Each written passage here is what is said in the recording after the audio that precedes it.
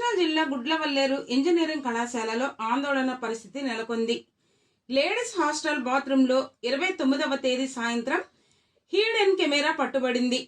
దీంతో బాలికలలో ఒక్కసారిగా ఆందోళన నెలకొంది. అందిన సమాచారాన్ని బట్టి సుమారుగా 300కు పైగా వీడియోలు బాయ్స్ హాస్టల్కి చేరినట్లు సమాచారం. వీటిని బాయ్స్ హాస్టల్కి చెందిన కొంతమంది కొనుగోలు చేసినట్లు తెలుస్తోంది. ఈ తతంగమంతా గర్ల్స్ హాస్టల్కు చెందిన ఒక స్టూడెంట్ సహకారంతో బాయ్స్ హాస్టల్కు చెందిన కొంతమంది ఈ దుర్ఘటనకు పాల్పడినట్లుగా తెలుస్తోంది. దీంతో ఒక్కసారిగా ఇంజనీరింగ్ కళాశాలలో గర్ల్స్ న్యాయం కోరుతూ వీ వాంట్ జస్టిస్ అనే నినాదాలతో కళాశాల ప్రాంగణం అంతా దద్దరిల్లేలా పెద్ద ఎత్తున ఆందోళనకు దిగారు. కాగా ఈ విషయాన్ని బయటకు పొక్కనేయకుండా కళాశాల యాజమాన్యం శాయశక్తుల కృషి చేస్తున్నట్లు తెలుస్తోంది. దీంతో కళాశాలల్లోని విద్యార్థులు వాష్రూమ్కు వెళ్లాలంటే భయంతో గడగడలాడిపోతున్నారు.